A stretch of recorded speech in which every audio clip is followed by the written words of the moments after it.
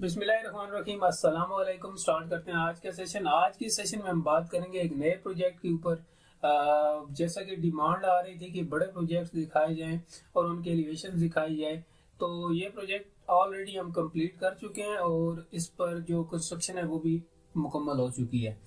तो उसकी एलिवेशन मैं आपको दिखाऊंगा, उसका प्लान दिखाऊंगा ग्राउंड फ्लोर का।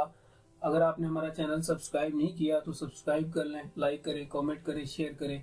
और अगर आप ऑनलाइन काम करवाना चाहते हैं तो स्क्रीन पर दिए गए नंबर पर राब्ता करें। इंशाल्लाह आपको अच्छे रेट्स के अंदर काम करके प्रोवाइड किया जाएगा।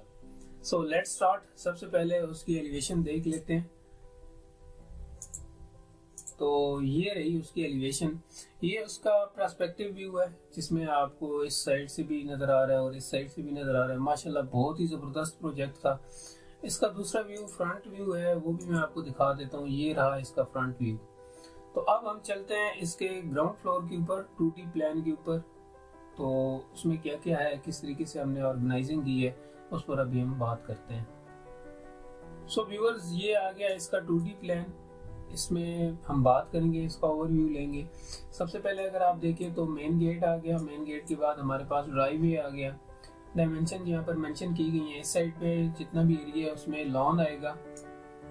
फ्रंट एलिवेशन में आपने देखा होगा कि एक विरांडा टाइप आपको नजर आ रहा है, वो ये वाला होगा। ठीक है, थोड़ा सा क्लासिकल है।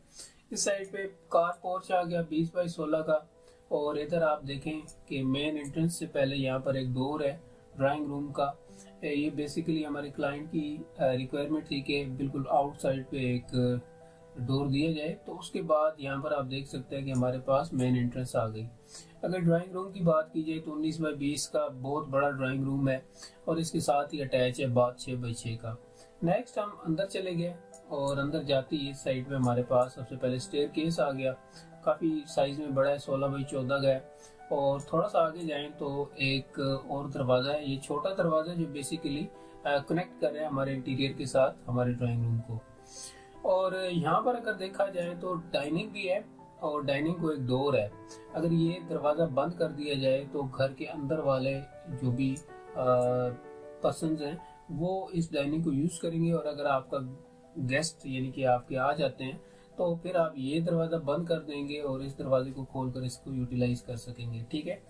नेक्स्ट एक चीज़ यहाँ मैं आपके साथ शेयर करता चलूँ कि यहाँ पर जो सर्विंग एरिया है हमारे पास, इसको बंद कर दिया जाएगा और ज़रूरत पड़ने पर खोल भी दिया जाएगा।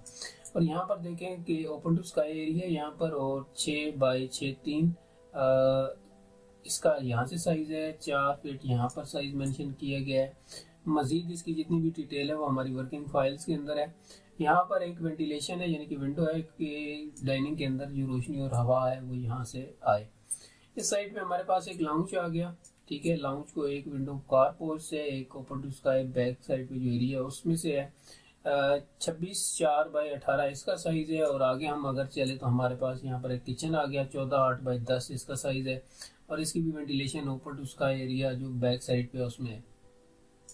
नेक्स्ट ये किचन कनेक्ट है यहाँ पर हमारी स्टोरेज के साथ। और किचन का जो वॉशिंग एरिया है, बेसिकली इसको आप डर्टी किचन भी कह सकते हैं, रफ किचन भी कह सकते हैं, वो यहाँ पर अवेलेबल है। और इसको भी बैक साइड पे एक विंडो है जो कि ओपन टू स्काई एरिया के अंदर जाकर खुलती है।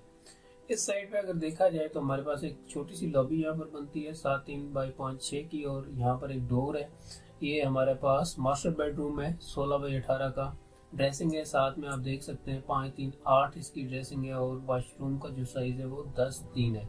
इसकी भी वेंटिलेशन इस साइड पर है और रूम की वेंटिलेशन इस साइड पर है ओपन टू स्काई एरिया के अंदर। नेक्स्ट अगर इस रूम की बात की जाए तो 16×19/16 है। बेसिकली मैं यहाँ बताता चलूँ कि इन दोनों रूम्स का जो साइज है वो काफ़ी बड़ा है, यानी कि आप इसको मास्टर भी कह सकते हैं। यहाँ पर ड्रेसिंग है 7×3=6 की और इसके साथ भी कनेक्ट है वॉशरूम। ठीक है, 10×8 का, काफ़ी अच्छा साइज है।